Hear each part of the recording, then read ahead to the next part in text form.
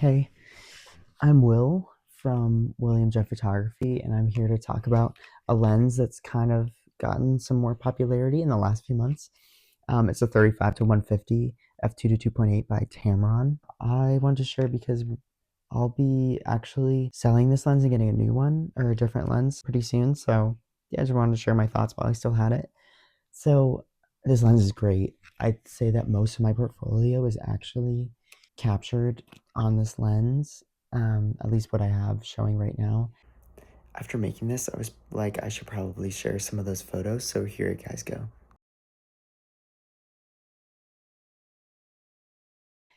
And it's so helpful having 35 to 150. Like, that's a lot of focal range right there. I think I've shot a whole wedding on this, just one lens before, and it's great. Like, super sharp. One thing that I've noticed is the chromatic aberration for me has been basically nothing, which even some, like I use Sony, but like even some Sony prime lenses, I have a lot of chromatic aberration, but this like has like nothing. The focus has been really good. However, I'll add something about that later. But the reason I will be sending this back is because, or not sending it back, but selling it is because, first of all, the not having a fixed aperture, for some people I think that's fine, but for me, with how I edit, it's tough having constantly having different exposures in the same scene. And because when you don't have a fixed aperture, you'll have, like, when you zoom in, the photos will get darker and lighter, and I know there's ways around that, but on a wedding day when everything is really, fast paced, it's just really nice having a consistent aperture all the way through.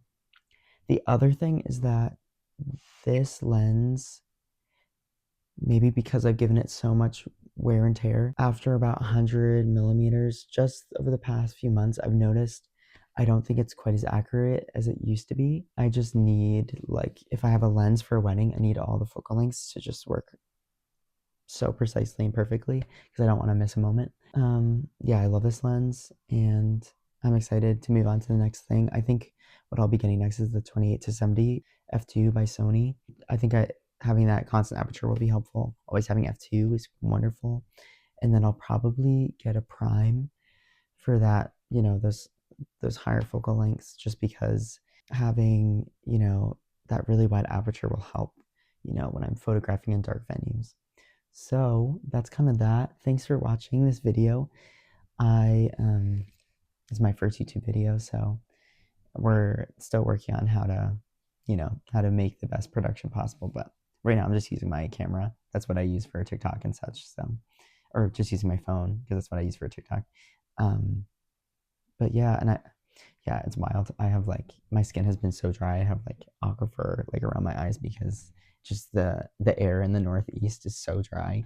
So, anyways, yeah. So it was wonderful of you to watch this video, and I hope you subscribe and like it, and I hope you see more from me. So thanks. Have a good one.